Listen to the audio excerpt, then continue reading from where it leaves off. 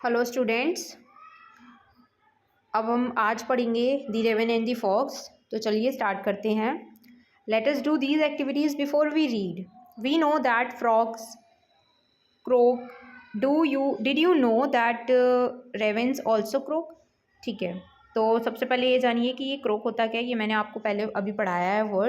Word इसके अंदर इसका मतलब होता है कि बहुत कर्कश आवाज़ है, हमारे कानों को अच्छी नहीं लगती। कुछ आवाज़ें होती हैं जो हमारे कानों को बहुत अच्छी लगती हैं। जैसे आप बॉलीवुड के गाने सुनते हो, वो आपके कानों को बहुत अच्छे लगते हैं, है ना। को इंग्लिश गाने सुनते हैं, उसमें भी बहुत कानों को अच्छे लगते हैं वो। लेकिन कुछ साउंड ऐसे होते हैं जो हमारे कान को बहुत गंदे लगते हैं, वो सुनने में भी नहीं अच्छे लगते हैं। तो उन साउंड को बोलते हैं ये वर्ड। ओके, तो और ये कुछ आवाज़ जो होती है, ये आवाज़ हमारे इंसेक्ट्स भी निकालते हैं और बर्ड्स भी निकालते हैं, ठीक है। और कुछ एनिमल्स भी निकालते हैं। तो इसमें लिखा है फ्रॉग, फ्रॉग निकालता है ये आवाज़। ओके, और did you know that ravens also crook? और जी हाँ, वो भी निकालते हैं। इसका आंसर यस होगा, ठीक है। ये भी एक कौवे जैसा ही होता है, ठीक है, उसी के जैसा है। Which animal is shown to be cunning in stories? Circle the correct answer.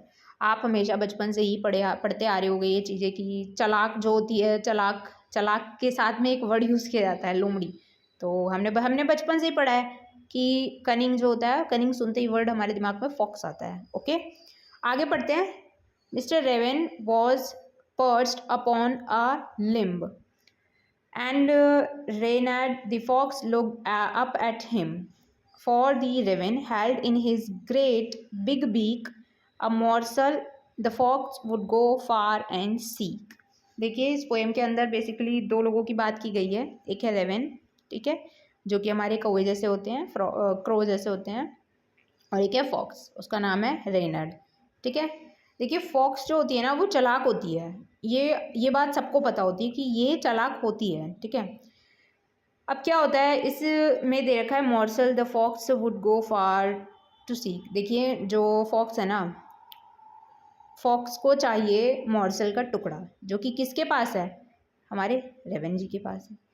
अब देखिए, ये इससे लेना चाहती है, लेकिन रेवन में इतना वो नहीं है कि मतलब ये मांगे कैसे, फॉक्स इससे मांगेगी कैसे कि भाई मुझे चाहिए तू दे दे, ऐसे तो ये मांगेगी नहीं। तो इसको इसकी ये ना चापलूसी करेगी, मतलब कि फ्लैटरिंग करेगी, ठीक है, कोक्स करेगी ये इसे, ठीक है। ये इसे क्या करेगी? कोक्स करेगी कि भाई तुम ऐसे होते हो, तुम ऐसे हो, मतलब ठीक है। तो हम वही चीज़ें देखेंगे। Set the fox in admiring tone my word sir raven you are handsome bird. देखिए देखिए, इसने करी ना, चालाकी करी इसने, यहीं पे कर दी इसने, इसको हैंडसम बर्ड बोल दिया, देख रहे हो। Such feathers if you would only sing. मतलब एक तो इसके, ये देखिए जो इसके पंख होते हैं ना, ये हमारा रेवन है, इसके पंखों की तारीफ कर दी और उससे बोला कि अगर आप सिंग करते, सिंग का मतलब होता है गाना, the birds of these would call you king. अगर आप एक बार गाना गाना शुरू कर दोगे ना, तो आपको यहाँ ये जो पूरा जो हमारा जंगल है, इसके सारे जानवर सॉरी बर्ड्स जो हैं वो आपको किंग बोलने लगेंगे। समझ रहे हो। देखिए, वुड्स लिखा है यहाँ पे, ये वुड्स का मतलब होता है जंगल, लेकिन अगर ये वर्ड यहाँ पे सिर्फ और सिर्फ वुड लिखा होता तो इसका मतलब क्या होता बेटा? इसका मतलब क्या होता, बताओ ज़रा। वुड्स का मतलब एक एस लगते ही मतलब बदल गया है। ओके, वुड्स मतलब जंगल, ठीक है। आपको जंगल का सब लोग वो बोलते, पक्षी है तो बहुत अच्छे। The raven did not see the joke. और रेवन को ये जोक ही नहीं समझ में आया, उसने ये नज़रअंदाज किया। For God that his voice was just a crook. अब भूल गया भाई कि मेरी आवाज़ तो अच्छी है ही नहीं, मैं तो गा ही नहीं सकता इतना अच्छा, पागल बना रही है ये मुझे, भूल गया ये सब।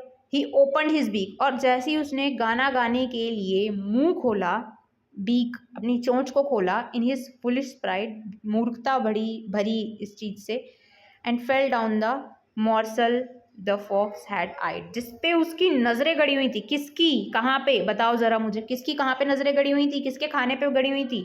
बताओ। आइड है, आइड मतलब उसको एकदम एकदम देखे ही जा रही है, नॉन स्टॉप देखे जा रही है। हा हा लाफ द फॉक्स। अब भाई खाना गिरा, फॉक्स ने झपट्टा मारा, गया रेवन बेचारा भूखा। अब वो हंसने लगी। कौन हंसने लगी? फॉक्स हंसने लगी। एंड नाउ यू नो, अब आपको पता ही है, ignore sweet words that make you glow. तो बेटा ये आपके लिए भी है कि अगर आपको कोई अच्छा अच्छा मीठा मीठा बोलता है ना, तो इग्नोर देम। ओके, टोटली मत करो उन्हें इग्नोर, लेकिन क्या होता है उससे, आप जो आप अच्छा काम कर रहे होते हो उस पर थोड़ा फ़र्क पड़ता है, ठीक है। और उन लोगों का काम ही ये होता है आपकी तारीफ करना, आप अपने रास्ते से भटक जाओ और वो लोग आगे निकल जाएं। तो बातें सबकी सुनो, लेकिन उनको अपने ब्रेन पे प्रभाव मत डालने दो, ठीक है। यही लिखा है, ignore sweet words that make you glow, ठीक है। Pride, my friend is rather unwise, मेरा फ्रेंड तो मूर्ख है, उसको कोई समझ ही नहीं है। I am sure this teaching is quite a surprise, ठीक है। ये बहुत अच्छी कहानी थी, जो भी थी, ये पोएम थी, ये मेरी मम्मी ने भी मुझे बचपन में सुनाई थी एक बारी, तो मुझे तो ये अच्छी लगी। आप बताइए आपको क्या सीख मिली इस स्टोरी से, इस पोएम से, क्या समझ आता है आपको, आपको कैसे लोगों के साथ रहना चाहिए, कैसों के साथ नहीं रहना चाहिए, ठीक है। तो चलिए अब आपको हम अपनी अगले उसमें मिलेंगे। चलिए एक काम करते हैं, इसके स्टेंजा भी कर ही लेते हैं। स्टेंजा तो आसान है, इसके स्टेंजा कर लेते हैं। Mister raven is mister raven क्या थे, क्या थे, बर्ड थे भाई एक।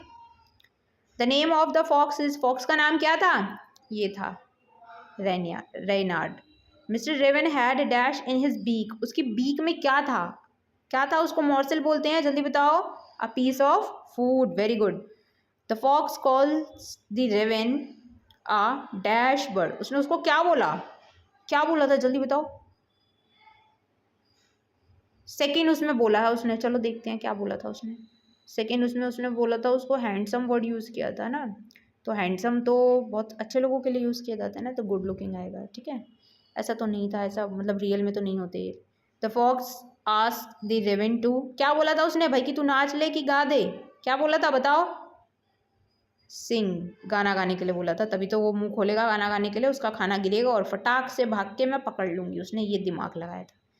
The raven and the fox live in the, कहाँ रहते थे ये दोनों, जल्दी बताओ। मैंने आपको एग्जाम्पल भी बताया था कि अगर एक एस लग रहा है तो इसके पीछे इसका पूरा मीनिंग बदल रहा है, जल्दी बताओ। इसका मतलब होता है वुड्स, ठीक है। थर्ड स्टैंजा में आते हैं। स्टैंजा समझते हो बेटा, ये जो होते हैं ना, 4 लाइनें ये लिखी हैं पोएम वाली, ठीक है। पोएम कैसे हैं, इनके जो लास्ट के वर्ड होते हैं ना, ये आपस में ऐसे राइम करते हैं इनको लिए, ठीक है। और छोटी पोएम में लिखे होते हैं, बहुत कम लाइनों में बहुत सारी चीज़ें बता देते हैं। थर्ड स्टैंजा में लिखा है, the raven dash that he croaked, और वो भूल गया था ना कि भाई मेरी तो आवाज़ अच्छी है ही नहीं, मैं तो कुछ करके भी नहीं गा सकता इतना अच्छा। ही फॉरगॉट, भूल गया था ना। नेक्स्ट है, the raven open its beak to, किस लिए करा था उसने, खाने के लिए किया था क्या, या गाने के लिए किया था, ऑब्वियसली गाने के लिए किया था। द डैश फेल डाउन, क्या नीचे गिर गया, क्या रेवन खुद ही नीचे गिर गया था, नहीं, फूड गिर गया था उसके मुंह से, ठीक है। फोर्थ स्टैंजा में लिखा है, the fox dash at the raven, वो उसकी तरफ क्या कर रही थी, लाफ कर रही थी।